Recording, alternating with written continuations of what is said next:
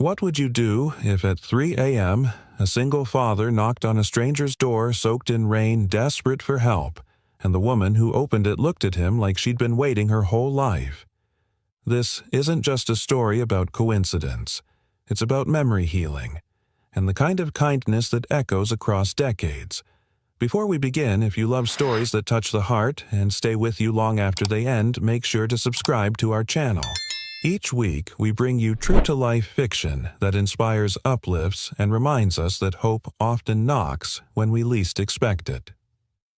Now, let's begin.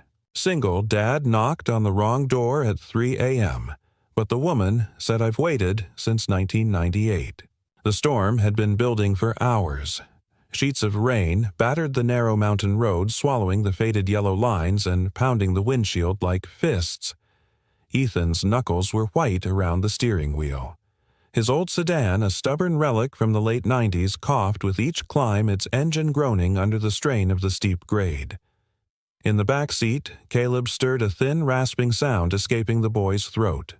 His breath came in uneven gasps, wheezing like an old accordion. Ethan flicked a glance in the rearview mirror. "Hang in there, buddy." "We're almost there," he whispered. But he wasn't sure where there was any more. His GPS had cut out miles ago, and with the rain lashing sideways and the road signs blurred, he could barely tell whether he was still on the right road or any road at all. Then the car shuddered. A jolt. A hiss. Ethan cursed under his breath and steered to the side. Steam rose from the hood. He jumped out into the downpour, heart racing. The radiator hose had finally given up. For a split second, Ethan wanted to scream. Not out of anger, but helplessness.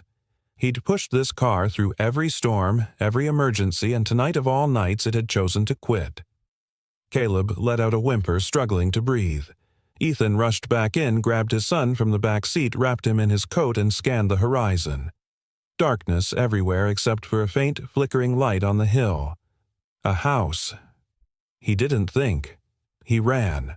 Mud splashed up his jeans, wind howled in his ears, and the boy in his arms trembled violently against his chest. The light grew clearer with every step, a porch lamp swinging on a long metal chain. A large house, old but not abandoned, stood at the top of the hill like a guardian forgotten by time. He reached the porch, his boots thudding hard against the wood. Rain poured from the eaves, soaking him to the bone. With a trembling hand, he pounded the door. 1 second, 2, 5, nothing. He was about to turn away when the porch light flickered and the door creaked open. She stood there in a navy cardigan and flannel pajama pants, her hair loosely tied damp from what must have been interrupted sleep. A woman in her mid-30s, elegant, even in simplicity. Her eyes met his, and for a long second she didn't speak. Her lips parted. Her hand flew to her chest. Ethan tried to form words. I'm sorry. My son. He's having trouble breathing. My car broke down. I just need a phone. Or help." The woman didn't move.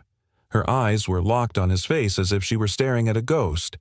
Then she whispered, barely audible over the storm, "I've waited since 1998. Ethan blinked. "What?" She looked down, shaken as if the weight of a decade had dropped into her chest. Then, suddenly snapping back into motion, she stepped aside. "Come in. Hurry." He hesitated for a split second, unsure whether she was confused, hallucinating, or both. But Caleb's body jerked in his arms again, and Ethan rushed in. The warmth of the house hit him like a wall. Oak floors soft, lighting the scent of cinnamon and old books. She led him quickly to the couch and grabbed a wool blanket. "Lay him here," she said. Ethan obeyed. The woman disappeared down the hall and returned moments later with a small nebulizer. He stared, wide-eyed. You have this?" She nodded, already fitting the mouthpiece. "I'm a clinical psychologist. My sister has asthma. I keep one in case she visits." Ethan held the mask over Caleb's face while the vapor filled his lungs. The boy's breathing eased slowly but surely. Minutes passed in silence, broken only by the rhythm of the machine and the ticking of a nearby wall clock. When Ethan finally looked up, the woman was sitting on a nearby armchair watching him with a mixture of awe and disbelief. "I don't understand," he said. "What did you mean, you waited since 1998? Her voice was soft. "Do you remember a girl, maybe 10 years old, at a bus stop, alone, in the rain?" The question pierced him like a forgotten echo. He swallowed, hard. I think so." "You gave her your jacket," she continued. "Told her to sit near the streetlight. Said people don't hurt kids who are visible." He nodded slowly, pieces clicking into place. "You had a purple backpack." Tears sprang to her eyes. "I carried it every day. You were crying. Your mom was late. She never came that night." Silence fell again, but it was heavy this time, full of shared history that neither had known they carried until now. "I tried to find you," she said. "I wrote letters, asked around. No one knew your name. You disappeared before the cops arrived. I thought maybe you weren't real." Ethan exhaled. "I ran, back to the shelter before they could take me again." She gave him a look that held something more than gratitude, an ache buried too long. "You saved me. I didn't even know your name." He stared at her, rainwater still dripping from his sleeves. "Ethan." She smiled as if the name itself had finally given her breath. "Claire." And for the first time in years, as the storm howled outside, Ethan felt something unfamiliar rise in his chest, like maybe this wasn't a mistake. Maybe he hadn't knocked on the wrong door at all. The morning came slowly reluctant and gray, with streaks of silver pushing through the thinning clouds. The storm had passed, but it left behind the scent of damp earth and the hush of a town still asleep. Inside the old house on the hill, silence lingered too, but not the kind that felt empty. It was the silence of something held gently between two people who weren't quite strangers anymore, but not yet something else. Claire stood at the kitchen island, her fingers wrapped around a chipped blue mug. Her gaze kept drifting toward the couch in the living room, where Ethan slept upright, his arm protectively draped around his son. Caleb was curled against his side, breathing evenly now, the worst of the episode behind him. She hadn't slept. Not really. Instead, she sat by the window for hours, watching the storm taper off and wondering what strange current of the universe had finally brought that boy, the boy with the fierce eyes and broken shoes from 1998, back to her door. It had been so long enough that everyone said she should let it go, that it was just a childhood fantasy, that maybe she'd imagined him altogether, but she hadn't, and last night proved it. "Coffee." Ethan's voice was low, slightly hoarse as he stepped into the kitchen with Caleb still asleep on the couch. Claire turned surprised. "You're awake."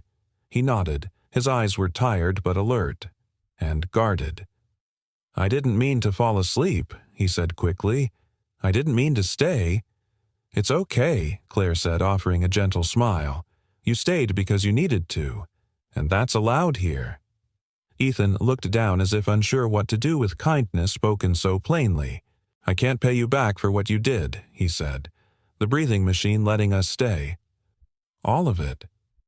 "You already did," she replied quietly. "A long time ago."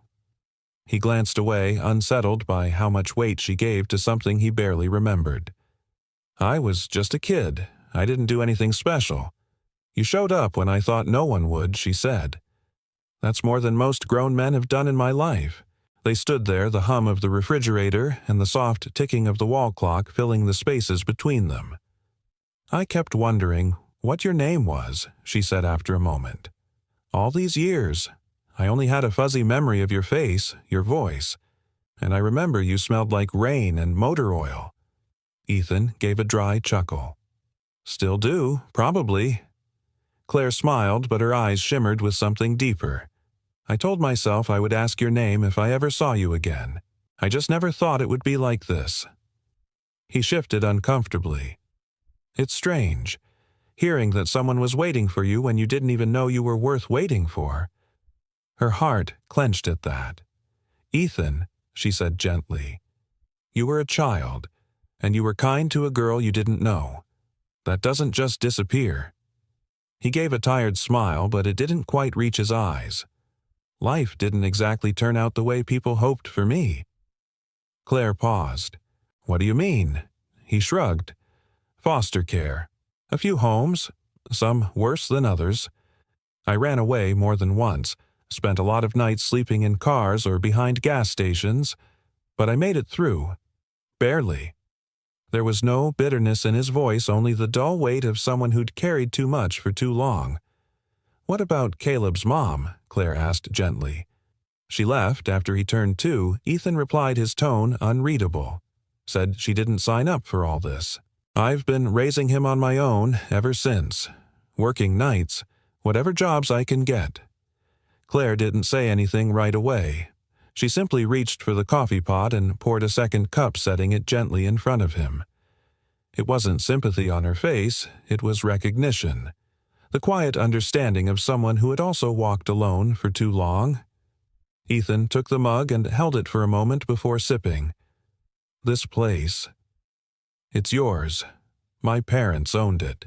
We lived here until I was 12, Claire said. After that night at the bus stop, they pulled me out of school and sent me to stay with relatives in Colorado for a few years. I had panic attacks for months after that. Therapy helped eventually. So much that I became a therapist myself." Ethan raised an eyebrow, surprised. "So you help people now?" She nodded. "I try. Mostly children. Kids who feel lost or broken. Like I did." He looked at her. Really looked at her for the first time that morning. And there was something different in his eyes now. Not just exhaustion or worry, but a sliver of admiration. Maybe even respect. "You waited for me all this time," he said softly.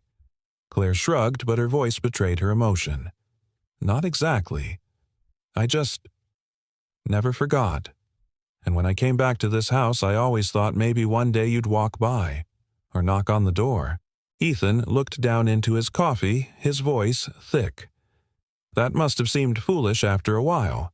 Maybe she said, a small smile playing on her lips. "But I've always believed in unlikely things. I had to, because that night in the rain, someone I didn't know made me feel safe, and that memory saved me more times than I can count."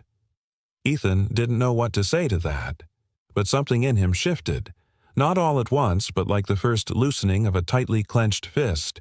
Behind them, Caleb stirred, sitting up with a soft groan. Claire smiled and walked over, kneeling beside him with easy familiarity. "Good morning, sleepyhead," she said. The boy blinked, then looked around. "Where are we?" "In a safe place," Ethan replied. Caleb smiled faintly, then leaned back against the couch. Claire turned to Ethan. "You don't have to leave right away, you know. You both can stay a little longer. Rest. Get warm. Think." He opened his mouth to protest, but she raised a hand. "No pressure, no strings. Just let this be the place where something good begins again." Ethan said nothing, but he nodded, and for now that was enough. By mid-morning, the rain had stopped completely. A thin veil of fog drifted lazily across the treetops as the mountain town stirred awake. The window panes of Claire's house glowed amber with soft light, casting a sense of fragile warmth that didn't quite reach Ethan's bones. He stood alone in the front room, staring out at the gravel driveway where his broken-down car sat like a stranded memory. Claire had offered to call a local mechanic, but he'd declined more out of pride than practicality. Pride, he knew, had cost him more than it had ever protected him. Still, some habits clung tighter than scars. Behind him, Caleb's laughter floated from the kitchen. Claire had convinced the boy to try her pancakes banana and cinnamon with a drizzle of honey. Ethan hadn't seen his son that animated in weeks. And yet, he couldn't relax. He kept waiting for something to go wrong. A knock on the door. A word said wrong. A moment too vulnerable. He was used to life offering glimpses of kindness only to pull them away when he reached for them. "Can I show you something?" Claire's voice broke his thoughts. She stood by the hallway, arms folded gently in front of her eyes, steady. He hesitated. "Sure. She led him past the kitchen and down a narrow corridor to a room tucked behind a sliding barn door. The hinges groaned faintly as she opened it. Inside, a soft light filtered through gauzy curtains. The room smelled faintly of cedarwood and something floral lavender, maybe. Ethan froze at the threshold. The walls were covered in drawings, dozens of them. Some framed, some pinned with care, some curling at the edges. A swirl of charcoal sketches, watercolors, pencil outlines, every one of them depicting a different scene from that rainy night at the bus stop. A little girl huddled beneath a flickering streetlight. A boy offering his coat, raindrops splattered across his shoulders. Two silhouettes sitting on a bench, heads bent close. A crumpled purple backpack on the ground. "You drew these?" Ethan asked, voice low. Claire nodded. "Not all at once. Over years. Every time I had a memory, a feeling, something that wouldn't let me sleep. I'd sketch it.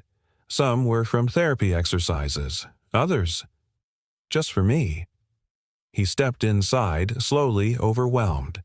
It was like walking into someone else's heart. "Most people don't believe one memory can shape a life," she said quietly. "But that night, it changed how I saw the world. I wasn't just scared of strangers anymore. I was looking for someone who proved that even in the worst moments good existed." Ethan stared at the drawings, awed and humbled. "I don't know if I deserve all this." Claire turned to him. "It's not about deserving. It's about the mark we leave, whether we realize it or not." He rubbed the back of his neck. "I think I wanted to believe that night never mattered, because remembering meant remembering everything else too." Claire waited, letting the silence speak for itself. "I've done things I'm not proud of," he admitted. "When you grow up in the system, it gets in your blood. I lied to survive. I stole food. I fought people. I got arrested once for vandalizing a foster home window just to get out. They moved me again and again." His voice tightened. "But I never stopped trying to be better for Caleb. He's all I've got." Claire's gaze softened. "He's lucky to have you." He shook his head. "I've slept in shelters. I've worked jobs no one wanted.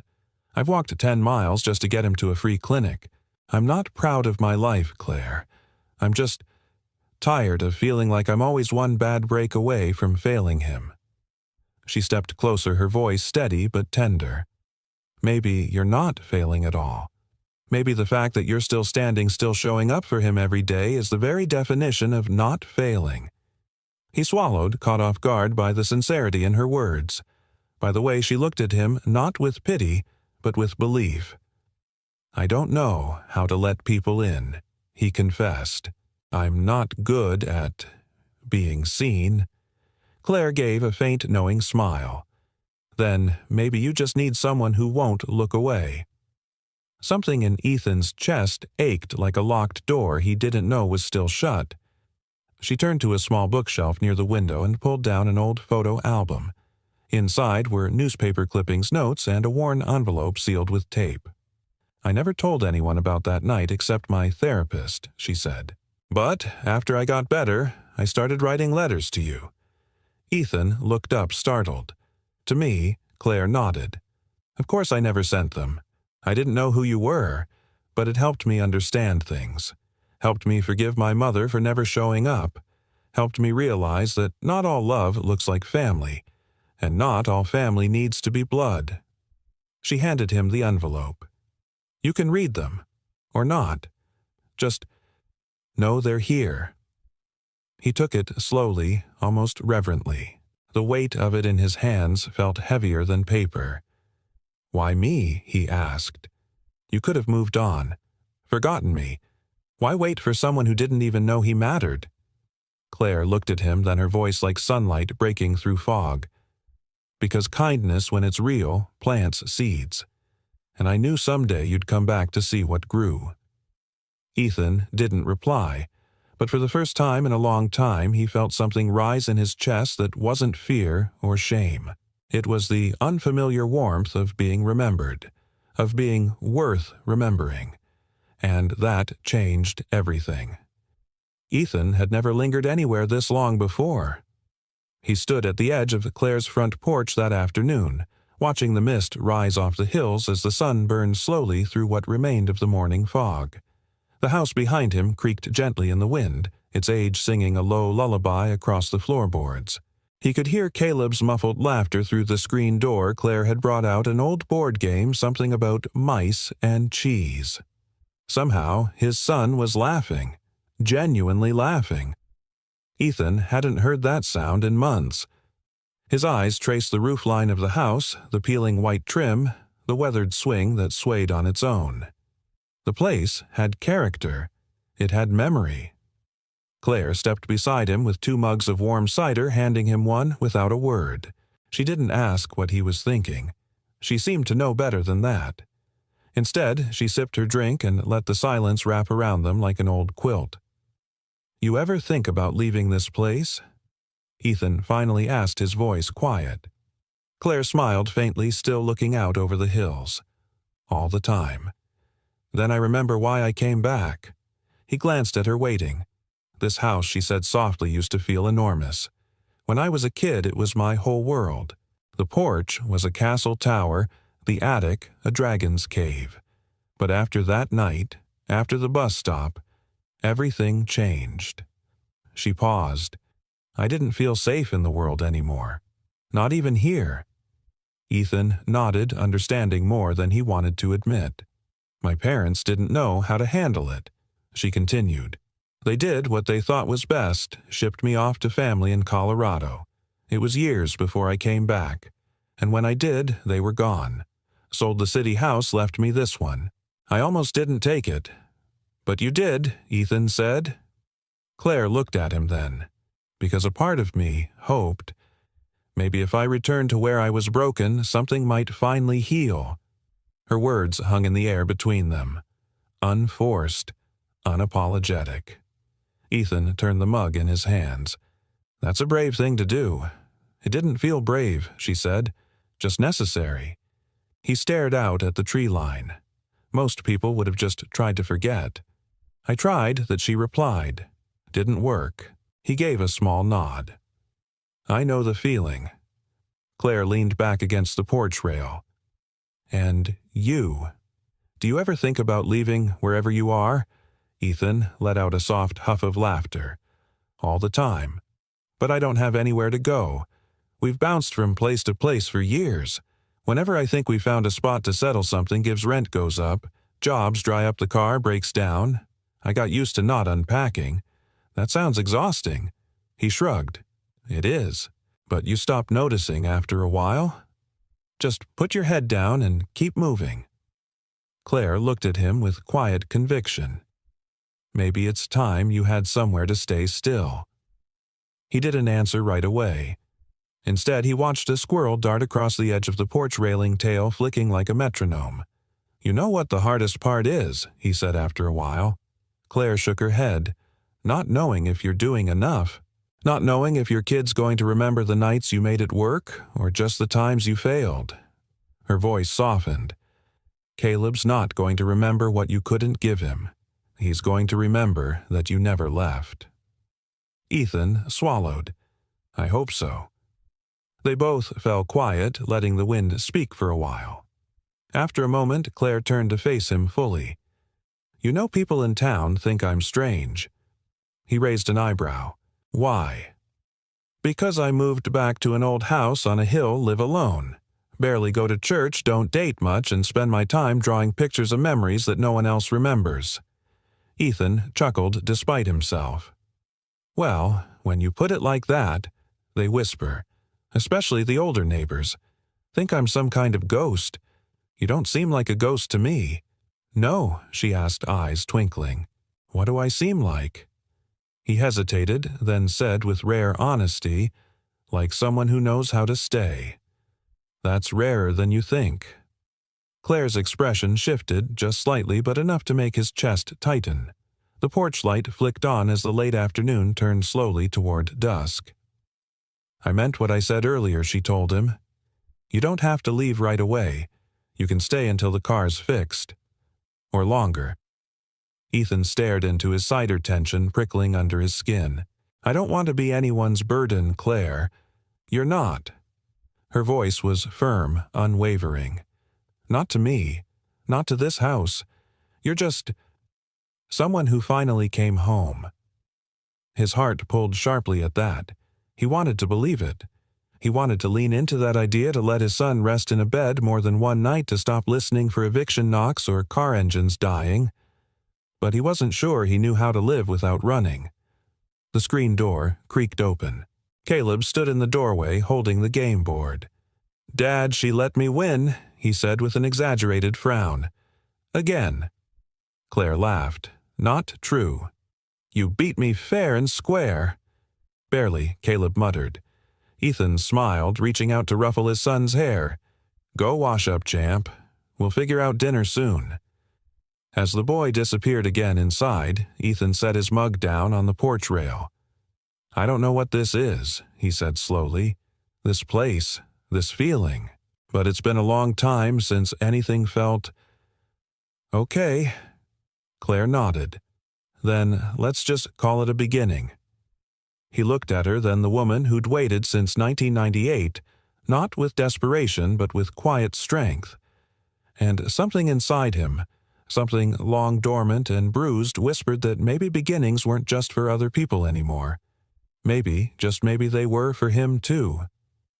The sun dipped low behind the pines, casting long amber streaks across the hardwood floor. Inside the quiet of Claire's living room, the day softened into hush. Caleb had fallen asleep on the couch again, a half-read comic book draped over his chest. His small frame rose and fell with rhythmic certainty, a sound Ethan had learned to check for like a heartbeat outside his own. Claire returned from the kitchen carrying a folded blanket. She draped it gently over Caleb, her hands moving with the careful grace of someone who didn't want to wake a sleeping hope. "He trusts you," Ethan said from the doorway, his voice quieter than usual. Claire turned, startled for a moment. "I didn't mean to overstep." "No," he said. "It's not that. It's just, he doesn't relax around people easily. Not even his teachers. He always looks like he's ready to pack up and leave." She gave a small smile. "He gets that from you." Ethan leaned against the doorframe, arms crossed. He looked at his son, then down at the floor. "I didn't grow up knowing what trust looked like," he admitted. "By the time I hit 10, I'd learned how to make myself invisible. Smile when you need something. Don't get too comfortable. Don't ask questions. Keep your bag ready." Claire sat on the edge of the couch, her eyes fixed gently on him. "You were just a child." He nodded. A child with a file and no address. She waited, sensing there was more. "I remember one home," he continued slowly. "They kept the fridge locked at night. Said it was to teach us discipline, but really they were just cheap. I'd sneak down and eat dry cereal out of my hand in the dark. And one night I got caught." Claire frowned. "What did they do?" "They made me sit outside. Middle of winter. No coat. Said maybe I'd remember next time." Her hands clenched in her lap. That same week, Ethan said they took in a new kid 6 years old. He cried every night for his mom. They gave him sleeping pills so he'd shut up. I watched it all and thought, if you ever want to get out of here, don't be soft. Don't be like him. Claire looked at him with something that wasn't pity, it was fury. Quiet and raw and entirely on his behalf. No child should be taught that kind of lesson. Ethan nodded slowly. But that's what I carried into manhood. How not to need. How not to feel. I built a life around keeping it all locked down. He looked at her, then really looked like someone testing light after too long in the dark. Until that night. With you. Claire's breath caught. "You don't know this," he said.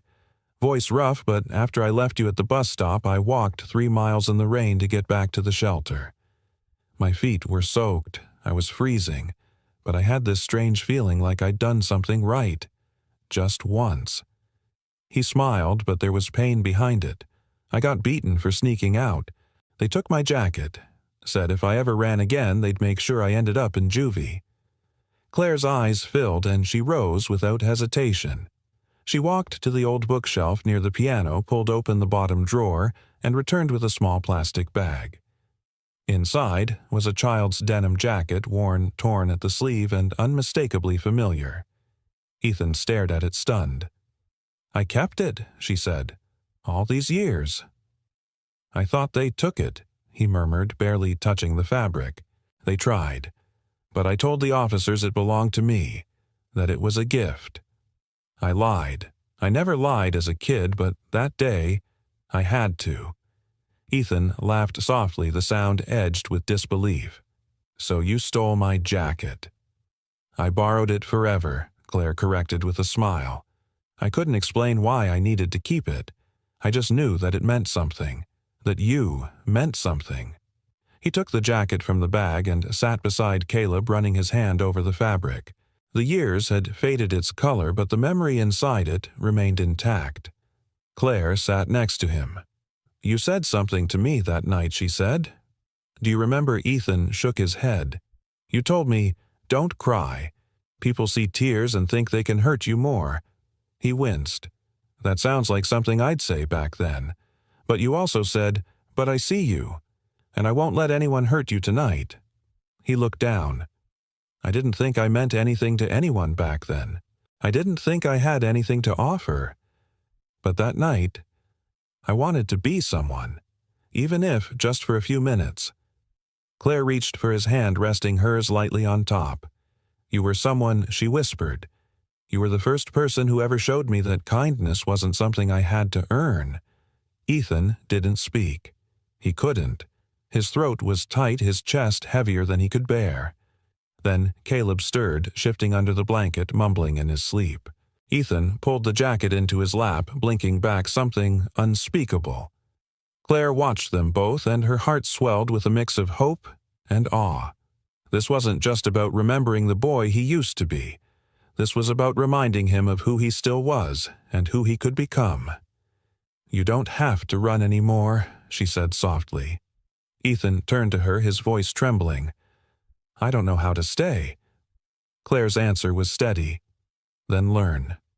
Here, one day at a time." And in the stillness of that room, with his son breathing steady beside him and the weight of an old jacket in his lap, Ethan felt something he hadn't felt in years. The beginning of home. The morning after sunlight spilled through the kitchen window in long golden stripes, warming the tile floor. Ethan sat at the table sipping black coffee while Caleb crunched cereal nearby, legs swinging beneath the chair. It felt domestic, almost foreign in its normalcy. Claire moved about the kitchen with a quiet ease, cracking eggs into a bowl, humming a soft melody under her breath. She wore an old sweatshirt and jeans, her hair tied back casually, but to Ethan she looked like something sacred, like safety wrapped in skin. And it terrified him. He shouldn't be here. He knew it in his bones, the way a man knows a house isn't his no matter how kind the host is. This, whatever this was, wasn't real life. It was a pause, a kindness extended. But kindness always had a limit, and Ethan had a history of overstaying welcomes.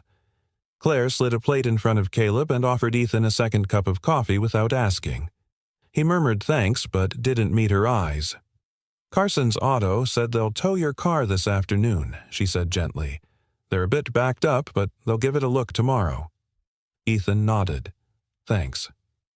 "You're welcome to stay until it's sorted," she added. He didn't respond. She noticed the change in his posture, the shoulders drawing inward, the cup held too tightly. "You okay?" she asked. "I should go," he said. His voice was quiet but final. Claire blinked. "Go where doesn't matter. Just, we've been here too long. I appreciate everything, but I don't want to cause any trouble." She stepped closer. "You're not causing trouble, Ethan. You're just breathing." "That's the problem," he said, standing abruptly.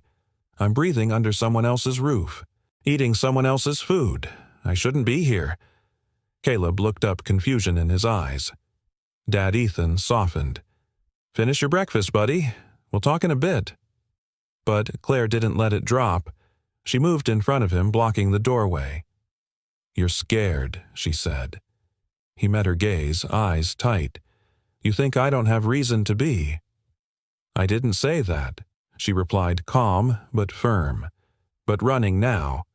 That's not strength, Ethan. That's habit." He bristled. "You don't know what it's like living on edge every day. Worrying the next knock is bad news. Always calculating what you can afford to lose." "I don't," she agreed. "But I know what it's like to live afraid. I know what it's like to expect everything good to vanish." Her voice softened. "That's what trauma does. It teaches us to abandon joy before it abandons us." He closed his eyes, jaw clenched. He hated how much her words got in, how they settled in his chest like truth. "I can't need you," he whispered, "because if I need you, and you leave—" Claire reached out gently, placing a hand on his arm. "I'm not leaving." Ethan pulled away. "You say that now. But life always finds a way to take people like you away from people like me. Maybe life's trying to give you something this time." He stared at her, torn between believing and bolting. Then Caleb's small voice broke the tension. "Do I have to leave my new school again?" They turned. Ethan's chest caved at the question. "What I like it here," Caleb said quietly. "It's the first school where they let me finish my drawings instead of taking them away. Miss Jensen said my sketch of the lighthouse was impressive." "No one's ever said that before." Claire knelt beside him, smiling gently. "It was impressive." Ethan looked away, his throat tight. He had never been able to give his son anything consistent. No address, no holidays in the same city, no friends whose names stayed past summer. And now, when Caleb was finally smiling, finally sleeping through the night without waking in fear, he was going to rip that away, because he was afraid Claire stood and faced him again. "Let me show you something." She walked to the hall closet and returned with a box. Inside were ropes of all sizes, climbing cords, utility rope, even a thick sailing line. "When I was in therapy, she began, my counselor asked me to write down every fear I had on a different piece of rope. I didn't understand it at first, but she said fear was like a knot.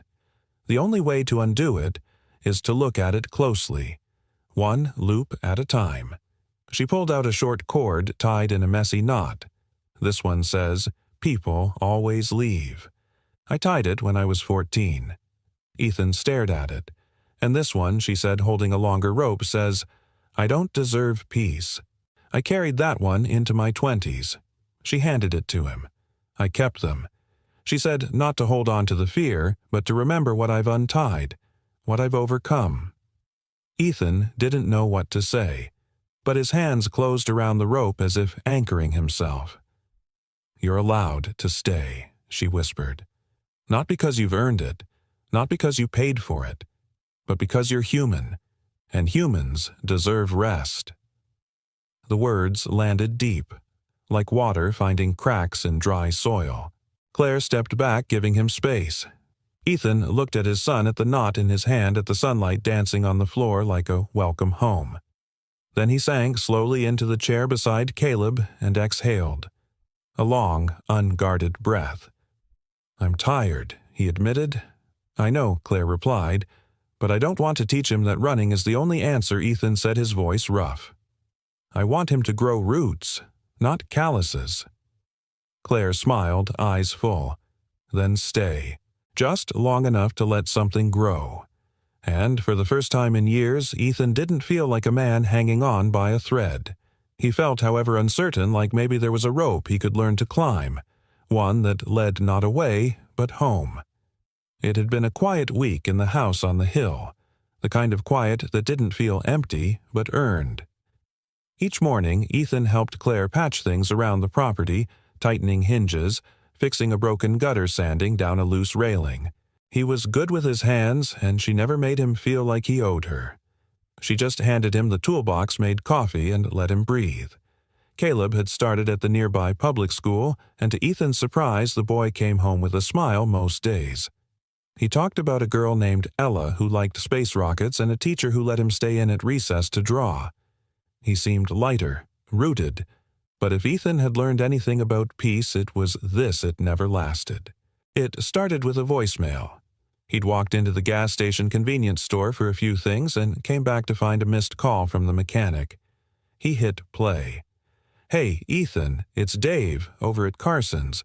Just wanted to let you know we looked at your car. The radiator's cracked and the suspension's pretty shot too. Not worth fixing, man. Sorry." His stomach sank. The car was his last asset, his only means of independence. Without it, he felt exposed, dependent, trapped. He tried not to spiral, but old instincts kicked in fast. That night he barely ate dinner. Claire noticed but didn't press.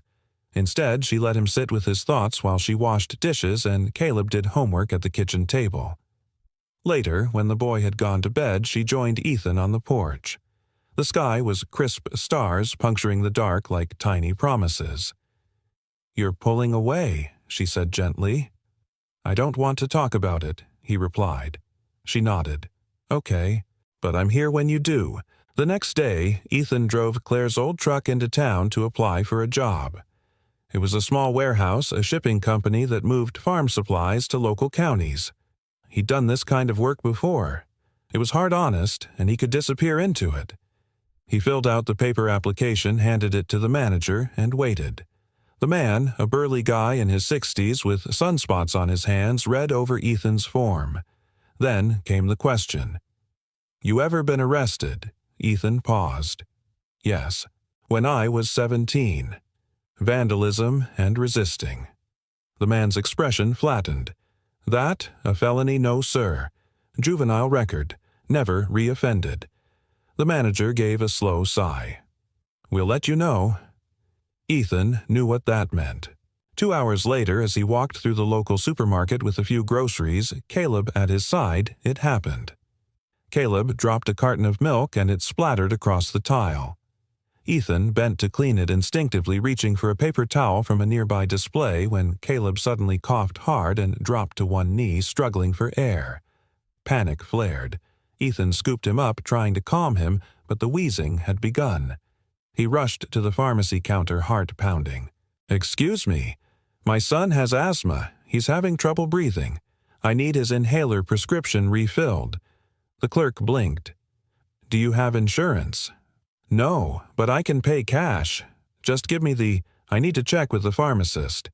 And then someone behind him said, "Should he even be raising a kid if he can't afford medicine?" Ethan turned. A woman, mid-50s cardigan and judgment in equal measure, stood beside a man filming the scene with his phone. The man said, "This'll go viral. Deadbeat dad can't save his kid in Walmart." Ethan's face burned. "Turn that off." "Public space," the man said smugly. "Freedom of speech." Claire arrived minutes later, out of breath, hair wind-blown and eyes blazing. She'd seen the video circulating online someone had tagged the local neighborhood group. She pushed through the crowd like a force of nature. "That's enough," she snapped. "Anyone filming a sick child should be ashamed of themselves." To the woman, "And you, what have you done today that made a child feel safe?"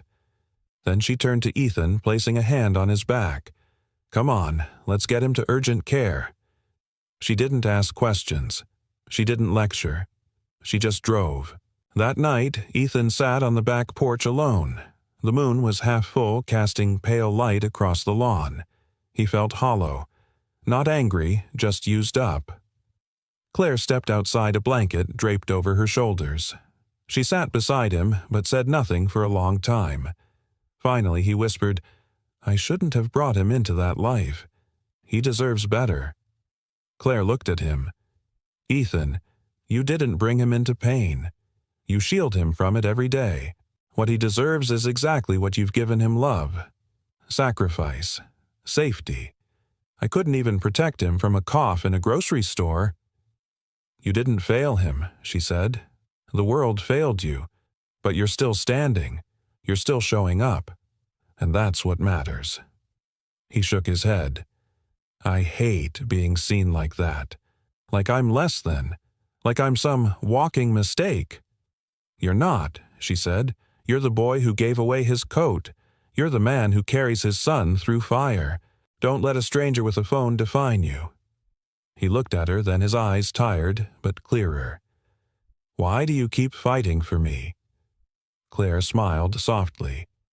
"Because someone once told me, 'I see you. I won't let anyone hurt you tonight.'" And that was enough. Ethan looked toward the horizon, the sky slowly brightening at the edges. Maybe the fall had come. But perhaps, just perhaps, it meant a rise was coming too. Rain tapped gently on the windows again, softer this time, almost like an echo of that fateful night weeks ago when Ethan had first knocked on Claire's door. The storm now was gentler, less violent, as if the sky had finally decided to forgive something too. Ethan stood at the threshold of the attic room Claire had never shown anyone until tonight. "You sure about this?" he asked. She nodded, barefoot, sweater sleeves pushed up. "It's time." The old door creaked as it opened, revealing a space unlike the rest of the house. The walls were painted a muted, calming blue. A worn writing desk sat by the window, flanked by two mismatched bookshelves overflowing with journals, sketch pads, folded letters bundled in twine. Claire stepped in first, her presence grounding the space. She gestured toward the wall behind the desk, lined from floor to ceiling with envelopes of different sizes, paper yellowing at the edges with age. "These," she said softly, "are all letters I wrote to you." Ethan didn't speak. "Some are from when I was a teenager, others from college, some just last year. I never knew if I'd see you again, but I kept writing. It helped me understand myself, and helped me hold on to the version of you that saved me." She picked one off the shelf and opened it carefully, reading aloud. "Dear you, I saw a boy on the street today who reminded me of you. He had that same stubborn look. It made me wonder where you are now. I hope someone's looking at you with kindness. I hope you found somewhere to call home. See." Ethan stared at the page, stunned into silence. Claire placed the letter back, then faced him. "You weren't just a moment in my life, Ethan. You were the proof I needed that not all people leave, that kindness doesn't always demand something in return." He looked down at his hands. "You don't know who I became after that night. I've made a mess of things more times than I can count. I've failed, broken promises, broken myself." Claire stepped closer. "And yet, here you are, raising a boy with more gentleness than most men are taught to carry, fixing things with your hands when your heart's still healing. You haven't failed, Ethan. You've fought every day not to become the darkness that tried to shape you." Her voice caught. "And that matters." He slowly approached the shelf, tracing one of the bundles with his fingers. "So, this is what I meant to you?" She smiled. "No, this is what you helped me become." They sat side by side on the old rug knees, nearly touching the soft patter of rain above them like a lullaby. Claire opened a faded green journal and handed it to him. "You should read this one," she said. It was the first. Inside was a drawing, two silhouettes on a bench under a streetlight. Her younger self had scrawled a caption. "He gave me warmth when the world didn't." Ethan's breath caught. He turned the page. The entry was shaky in a 12-year-old's handwriting. "I hope he knows I didn't forget. I hope he knows he didn't disappear." He looked up. Claire's eyes shimmered but didn't spill. She wasn't trying to make him cry. She was trying to let him feel. "I didn't think anyone ever saw me," he whispered. "I did," she replied. "Even when you were gone." He closed the book gently. "You've spent all these years remembering someone you barely knew." "No," she corrected. "I spent all these years remembering the truth that someone like you existed. Because if even one stranger could show me kindness without expecting anything, then maybe the world wasn't as cruel as it had seemed." There was silence again, but this time it was warm, healing. "I kept trying to become someone who could repay that moment," she said. "That's why I studied psychology. That's why I came back to this house. I wanted to be someone's safe place because once a boy with holes in his shoes was mine." Ethan lowered his head, his voice ragged. "You were the only person who waited for me. I didn't know I was waiting for you," she said, her voice tender. "I just never closed the door." He looked around the room, the walls holding decades of unsent words, and something inside him finally broke open. Not in a dramatic collapse, but in a quiet surrender. "I don't have the right words," he said, voice shaking. "Not to repay you. Not for this." Claire reached across the space and took his hand. "It's not about repayment. You don't owe me anything." "Yes, I do," he said. "You gave me a place I didn't believe existed, a version of myself I thought I lost." She smiled through the emotion. "Then take it. Keep it. Live it." He nodded slowly, his fingers tightening around hers. "I will." Later that night, long after the attic light had dimmed, Ethan sat alone at the writing desk. Claire had gone downstairs to check on Caleb. The rain had stopped. He pulled a blank sheet of paper from the drawer, and for the first time in years he picked up a pen. He didn't write to Claire. He wrote to the boy he used to be. You were never invisible. You mattered, even when no one said it. Someone remembered you, and that saved your life. He folded the letter and tucked it into an envelope. On the front he wrote, "To the one who stayed through the storm." Then gently he slid it into the shelf beside Claire's. And just like that, the room of letters became a room of beginnings. The late October air had grown crisp, curling into the corners of the old house with a kind of gentle urgency. Leaves rustled against the porch like old letters being read aloud by the wind. Inside, the kettle whistled softly, the scent of chamomile steeping in the small kitchen. Everything felt quiet still, yet underneath it all, something new stirred. Ethan sat at the breakfast table, hands wrapped around his mug, eyes distant. Across from him, Claire watched in silence, reading more in his stillness than words would have offered. "You've been different since the attic," she said gently. Ethan glanced up. "Yeah, something shifted. Good or bad?" He hesitated. "Both." Claire waited, knowing better than to press. "I've never let anyone see that part of me before," he said. "The part that remembers, the part that wants something more than just getting by." Claire nodded. "It's hard letting the guard down. It's terrifying." They sat in shared quiet for a moment, the low clink of Caleb's pencil on the other side of the room blending into the hum of the day. Claire reached into a folder by her side and slid a paper across the table. It was a flyer, simple black and white. At the top it read, "Volunteer maintenance needed. Community Resource Center. They're renovating the rec building downtown," she explained. "They need someone who knows tools, can patch, drywall, repair old lighting.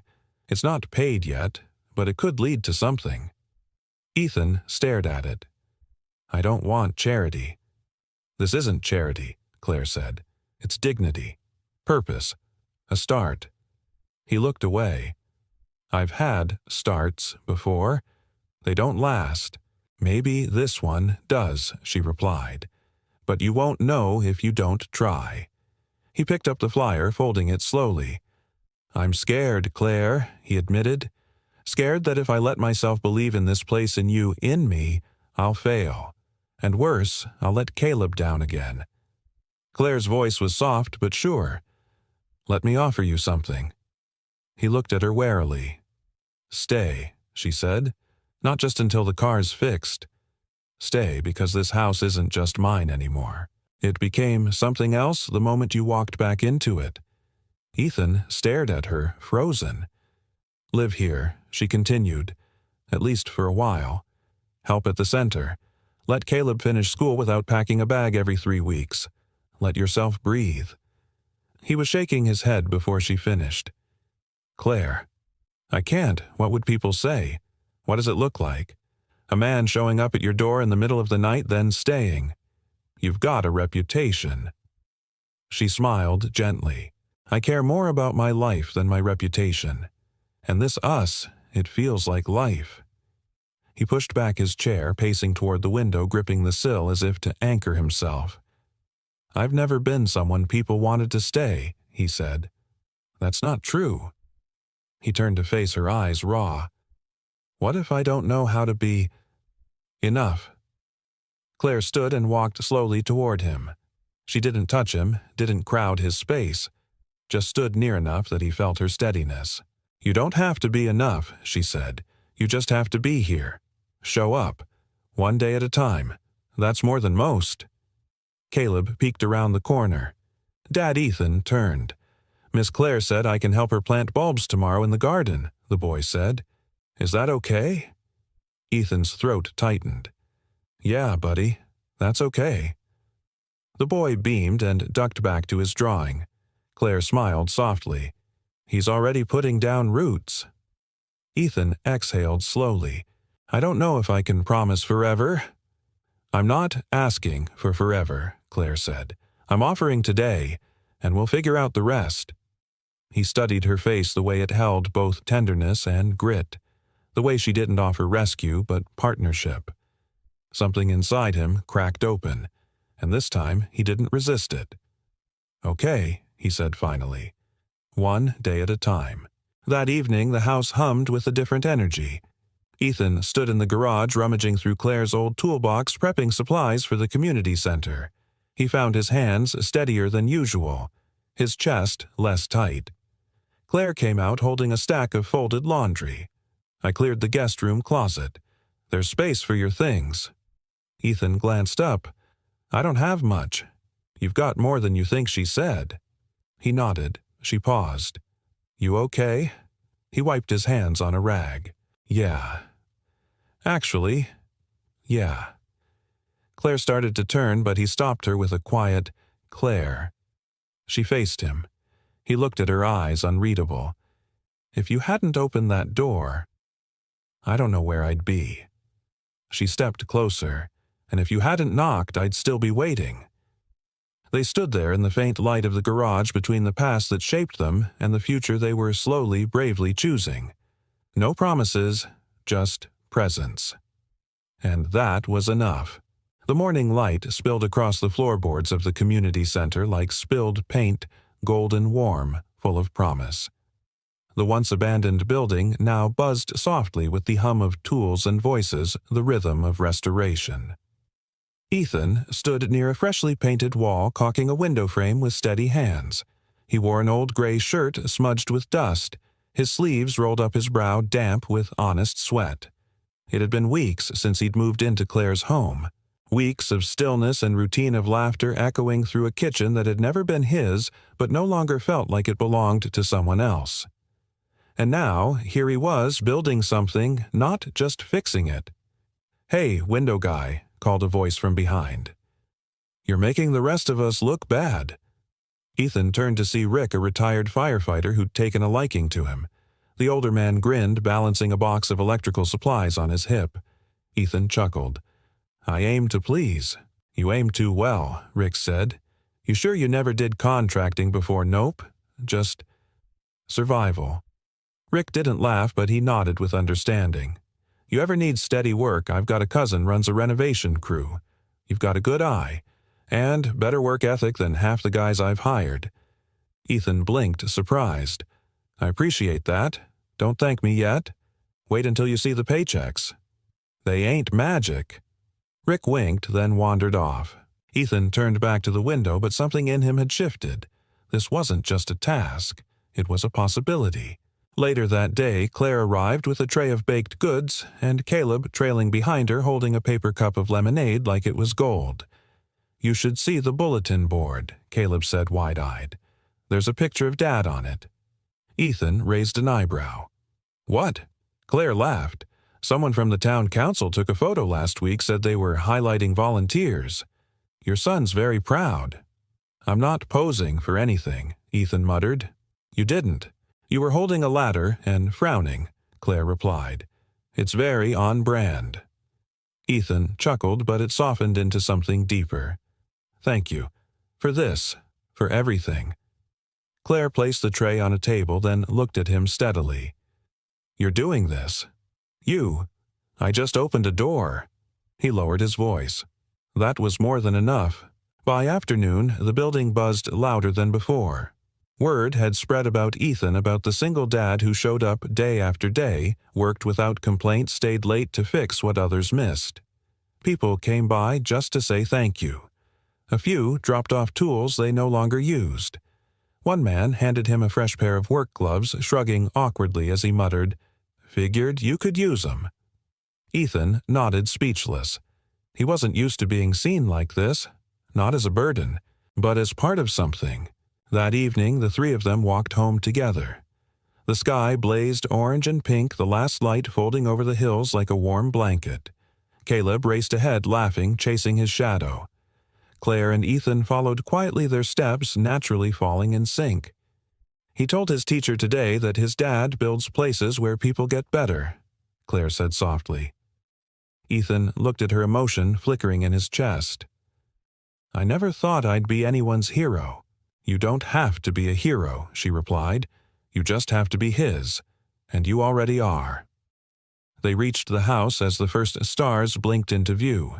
Claire turned toward the garden, her hands brushing through the tops of the marigolds she and Caleb had planted days before. "I was thinking," she began, then paused, "about writing that article again. The one you told me about Ethan asked. The story of the boy who gave you his jacket." She nodded. "But now, it's not just about that night. It's about what happened after. About what kindness can grow into if someone gives it room." Ethan hesitated.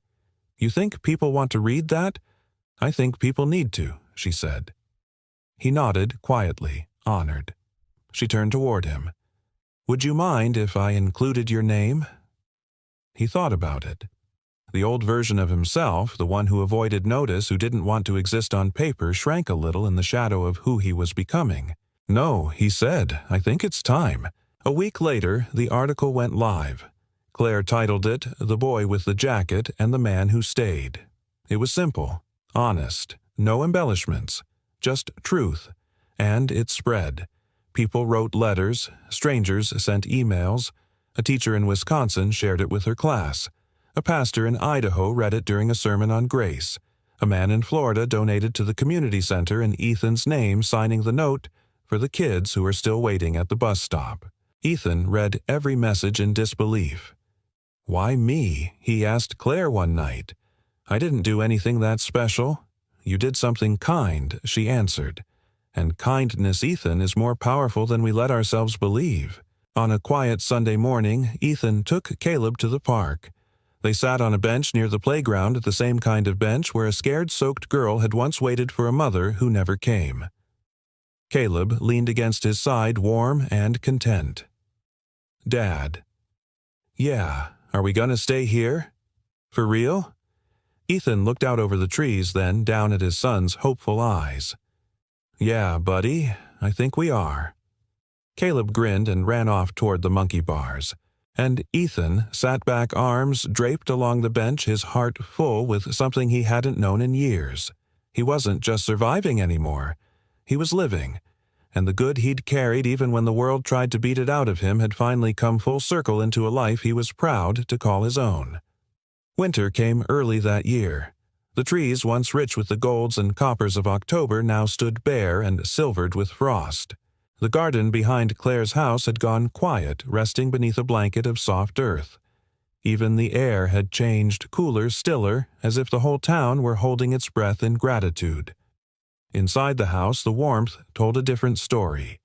Ethan stood in the kitchen wearing a flannel shirt that Claire insisted made him look dangerously domestic, flipping pancakes on the griddle. Caleb sat at the table, scribbling in a sketchbook, the corners of his mouth tugged upward in concentration. Claire leaned against the counter, sipping coffee, watching them both with that quiet glow in her eyes, the kind you don't fake, the kind that only grows where healing has happened. They didn't talk about timelines anymore. They didn't count days since he arrived or how long he'd stay. Somewhere along the way, the edges of temporary had blurred into home. "Okay," Ethan said, sliding a pancake onto Caleb's plate. One spaceship with syrup coming in for landing. Caleb grinned. "Permission to eat, Captain granted." Claire laughed, her heart full. These moments, ordinary and unremarkable by most standards, were the very definition of extraordinary to her. They were the moments she had once only imagined from behind closed doors and unsent letters. Later that morning, the three of them bundled up and drove into town.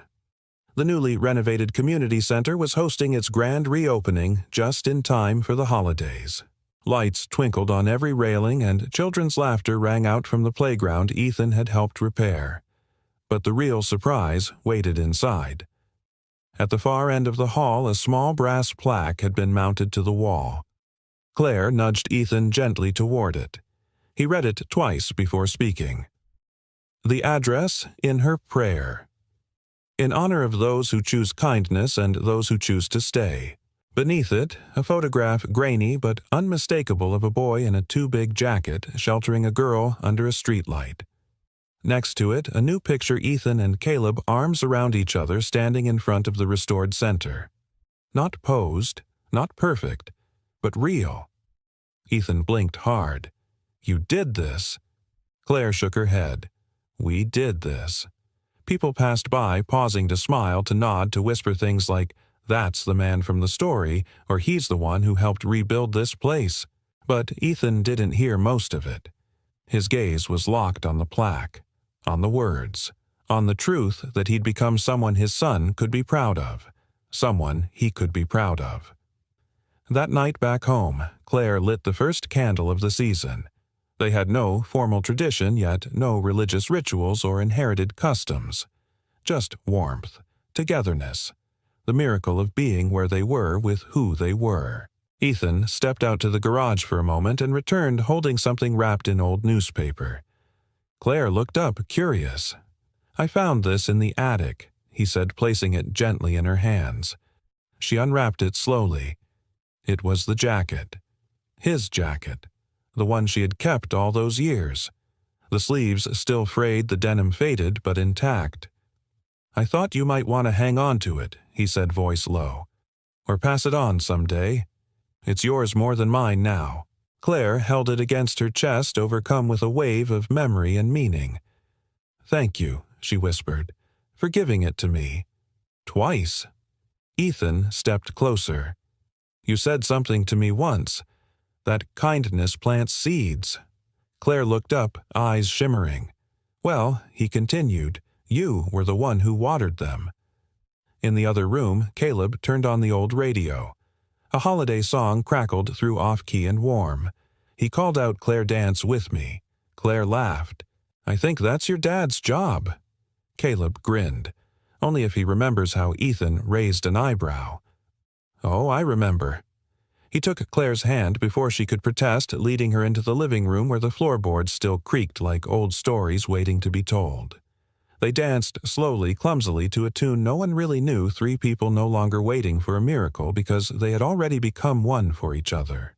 At one point, Claire leaned in and whispered, "You know, you never really knocked on the wrong door." Ethan smiled, pressing his forehead to hers. "No," he said. "You were always the address in my prayer. I just didn't know it yet."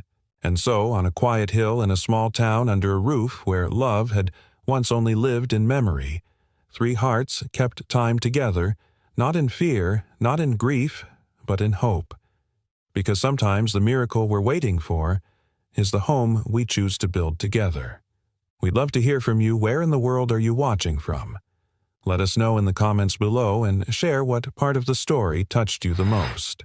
If this story moved, you don't forget to subscribe for more heartwarming tales that bring hope, healing, and human connection to life. Thank you so much for spending your time with us. We truly appreciate you. Until next time, take care and keep believing in the quiet power of kindness.